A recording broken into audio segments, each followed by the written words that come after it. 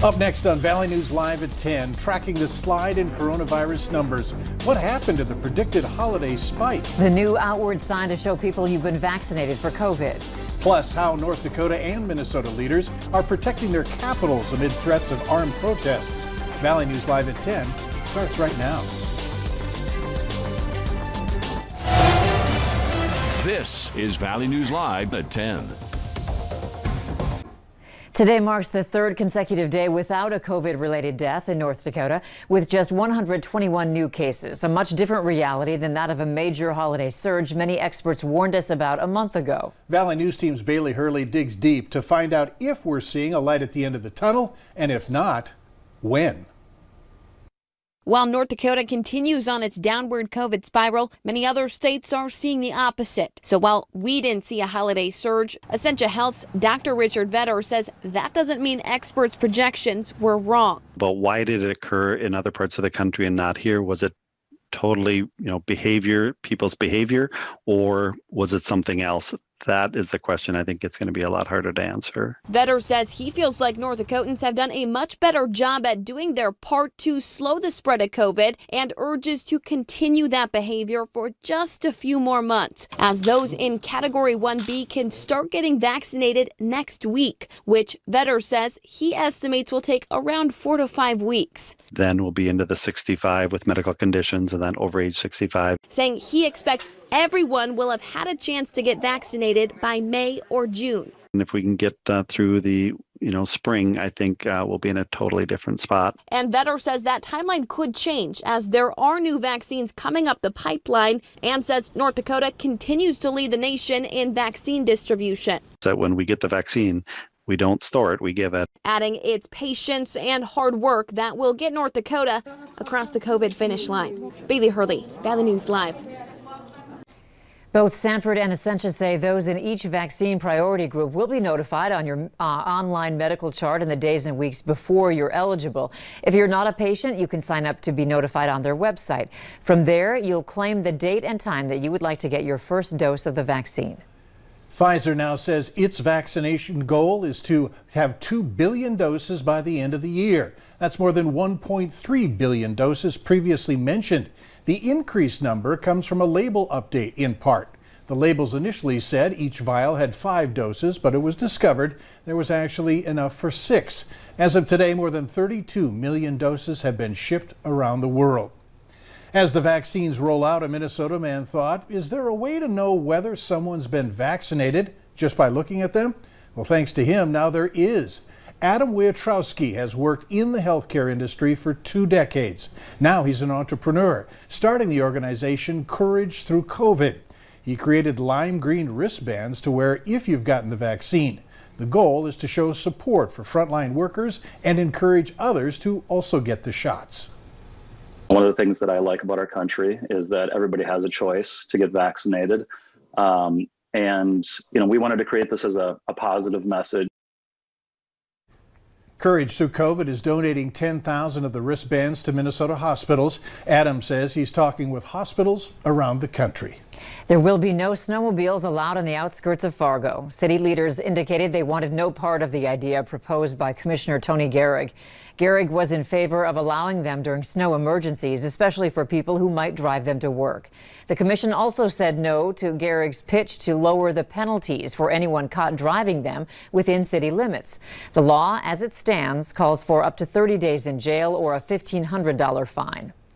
Porch pirates strike again. This time the thief tried covering up the homeowner's security camera along 22nd Street and 18th Street on Fargo's south side. She knocks on the door, covers up the camera with her hand, then reaches down to grab the package, putting it under her coat and then taking off. They walked up and just took something that wasn't theirs. I mean, we can get it replaced, obviously. If you recognize that woman, go ahead and call police. For information on what to do if you're the victim of a crime like this, go to our app or our website, valleynewslive.com, and click on this story on our homepage. The FBI is warning all 50 state capitals of plans for armed protests ahead of President-elect Joe Biden's inauguration. Minnesota state leaders during a legislative forum today sparred over the riot last week at the U.S. Capitol and the protest the same day in St. Paul. As reporter Caroline Cummings explains, it was enough to prompt unprecedented security measures for the governor's family.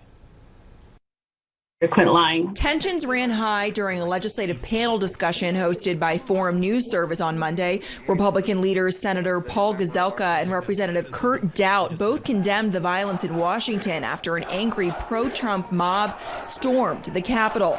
But they repeatedly hearkened back to the riots in wake of George Floyd's death and reprimanded DFL leaders for not adequately denouncing the violence that unfolded over the summer. And to me, you can't have it both ways.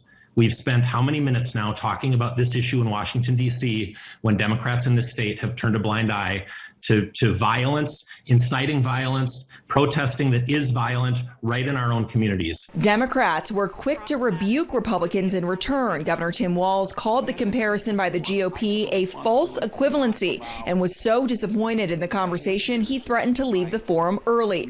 DFL House Speaker Melissa Hortman said her caucus will be investigating the 6 GOP House members who attended a local Storm the Capitol protest in St. Paul last Wednesday and said they should renounce the violent rhetoric or be held accountable. We're investigating whether there were members of the Minnesota House of Representatives who advocated for, incited, or supported acts of domestic terrorism. By Monday afternoon, all 59 members of the Minnesota House GOP condemned the violent rhetoric during the St. Paul protest and called for an investigation.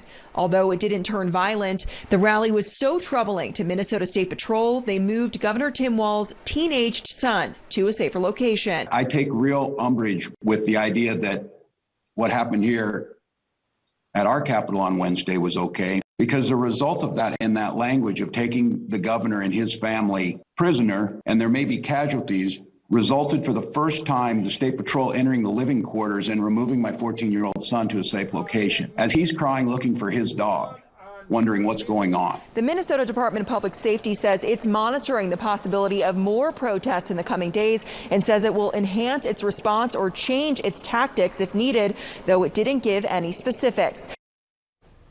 Meanwhile, the chief of the National Guard Bureau says they're keeping watch across the country, making sure the National Guard in every state is closely coordinating with local law enforcement.